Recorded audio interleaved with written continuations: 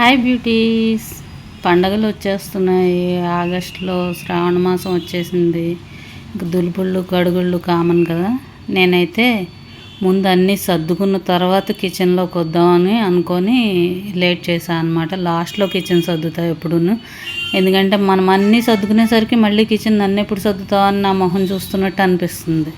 And ఇంకొకటి ఏంటంటే, kitchen మనం సర్దుకున్నాం అనుకోండి, అది మనకి ఏమైనా హెల్ప్ చేస్తుంది. ఏది సర్దాల్సిన చోట, ఏ డబ్బాలో పెట్టాల్సిన చోట అక్కడ పెట్టేసాం అనుకోండి, అది మనకి ఏమైనా హెల్ప్ చేస్తుంది. లేదనుకోండి, ఏది ఎక్కడుందో కనిపించక మన వంటకి డబుల్ పని, మనం చేసే పనికి కిచెన్లోకి వెళ్ళంగానే డబుల్ పని అవుతుంది. ఉన్నవే మళ్ళీ కొంటాం, ఏ మూల ఏది ఉంటుందో తెలియదు. సర్దినా కూడా రోజు వంట చేస్తూ ఉంటాం కనుక ఆ చేత్తో అది అక్కడ పెట్టినా కూడా మళ్ళీ ఓ నెల అయ్యేసరికి దాని రూపం వేరేలాగా మారిపోతుంది.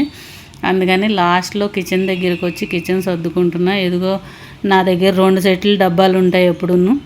ఒకటి కడిగించుకొని ఆరబెట్టుకున్న తర్వాత ఇంకో సెట్ తీస్తాను. మొన్న డబ్బాలు ఇవి ఆన్లైన్లో చూసి ఇవి బాగున్నాయి అనిపించి పాత డబ్బాలన్నీ పనమ్మాయికి ఇచ్చేసి ఈ కొత్త డబ్బాలు తెప్పించాను అనమాట. వీటిల్లో సర్దుదామని పాతవి మళ్ళీ కడిగించేసి మళ్ళీ పైన పెట్టేస్తా. మళ్ళీ ఇవి సర్దినప్పుడు అవి తీస్తా అనమాట. మళ్ళీ అవి కడిగించి అవి వాడతాను. ఇవి ప్లాస్టిక్ కాదు, కంప్లీట్ ప్లాస్టిక్ కాదు. అది మెటీరియల్ ఏంటన్నది నాకు తెలియదు కానీ ప్లాస్టిక్ అయితే కాదు.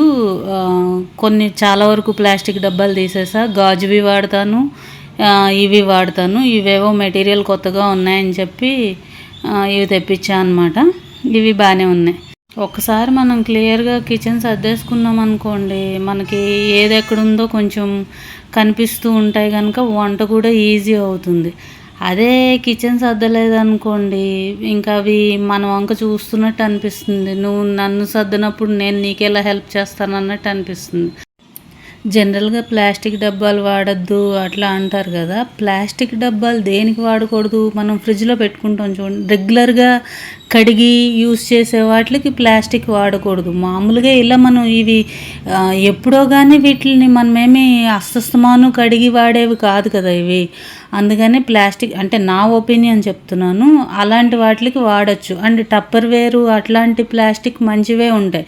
మరీ అంటే మనం కొన్ని ప్లాస్టిక్స్ వాడతాం చూడండి, ఏంటవి దేనికైనా వచ్చిన డబ్బాలు అవి వాడతాం చూడండి, అవి ఎక్కువ రోజులు వాడకూడదు. అవి ఎక్కువ రోజులు వాడితే మంచిది కాదు.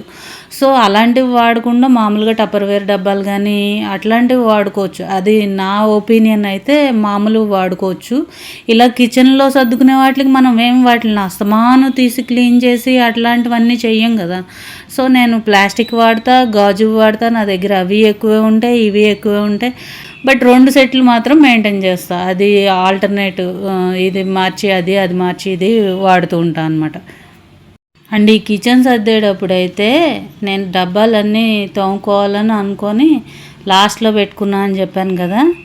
మా పనమ్మాయి నాకు జ్వరం వచ్చింది, 2 డేస్ రానని చెప్పింది. అసలు ఇవన్నీ తీసేసిన తర్వాత వాటిని అట్లా పెట్టుకొని ఎలా ఉంటాము? మళ్ళీ వాటిని కడుక్కొని ఇది చేసుకొని అన్నీ అయ్యేసరికి అయ్యింది. అసలు ఈ పనమ్మాయిలు ఉన్నారు చూడండి, మనం ఏమనుకుంటాం, మనకు ఓపిక లేనప్పుడు, మనకు ఎవరైనా వచ్చినప్పుడు పనమ్మాయి ఉంటే మంచిది అనుకొని పెట్టుకుంటాం. రెగ్యులర్గా మన పని ఇంచుమించుగా అన్నీ చిన్న చిన్నగా చేసేసుకుంటూనే ఉంటాం. కానీ ఎప్పుడైనా మనకు బాగోనప్పుడు, ఎవరైనా వచ్చినప్పుడు వాళ్ళు ఉంటే మనకి హెల్ప్ అవుతుందని పెట్టుకుంటాం. కానీ అసలు ఆ టైంకే రారు వాళ్ళు.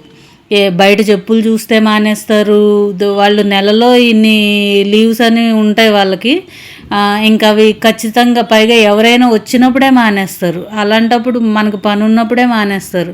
మనం ఏదన్నా ఎక్స్ట్రా పని చెప్పకూడదు. అండ్ టైంకి రారు. వాళ్ళ గురించి రోజంతా ఎదురు చూస్తూ ఉండాలి. వాళ్ళు ఏ టైంకి వస్తారా, వాళ్ళేదో మనకి మినిస్టర్లాగా వాళ్ళ అపాయింట్మెంట్ గురించి, వాళ్ళ టైం గురించి వెయిట్ చేయాలి. మనమేంటి చేసుకోలేక వాళ్ళని పెట్టుకుంటాము. కానీ పనమ్మాయిని పెట్టుకోవడం అంత దండగా ఇంకోటి లేదని నాకు అనిపిస్తూ ఉంటుంది. ఎందుకంటే మన అవసరానికి ఎట్లనో రారు. పనామెను పెట్టుకోలేదనుకోండి, మన టైంకి మనం ఆ పనులన్నీ అయిపోతూ ఉంటాయి. పెట్టుకున్నాం అనుకోండి, అది వస్తుంది కదా, మనం ఎందుకు చేసుకోవటం అని దానికోసం ఎదురు చూస్తూ రోజంతా గడిచిపోతుంది తప్ప. పైగా గొప్ప టెక్నిక్ ఏంటంటే, మనం ఫోన్ చేస్తే ఎత్తరు. మన్నాడు వచ్చి దానికి ఏదో ఒక స్టోరీ చెప్తారు. ఎవరినో ఒకరిని చంపేయటం, ఎవరో ఒకరిని ఇది చేయటం, ఏమైందంటే వాళ్ళు పోయారు, వీళ్ళు పోయారు, ఏదో ఇంకా పిచ్చి స్టోరీలు ఏవో చెప్తూ ఉంటారు. ఇలా నాలాంటి ఇదే సేమ్ ప్రాబ్లం చాలామంది ఫేస్ చేసి ఉంటారని నా ఫీలింగ్. అలాంటి వాళ్ళు ఎవరున్నారో కామెంట్ సెక్షన్లో కామెంట్ చేయండి. ఫైనల్గా నా సర్దుకోవటం అయిపోయింది. చాలా టైం పట్టింది. అటు ఇటు ర్యాక్స్ సర్దేసరికి చాలా టైం పట్టింది. ఇదిగో ఇలా సర్దాను మొత్తానికి. నేను ఎలా సర్దుకున్నాను ఏంటి, మీకు నచ్చిందా లేదా అన్నది ఒక కామెంట్ చేసేయండి. అండ్ వీడియో చూస్తున్నారు కానీ సబ్స్క్రైబ్ చేయట్లేదు. సబ్స్క్రైబ్ చేసుకొని లైక్ చేయటం మాత్రం మర్చిపోకండి. Thank you.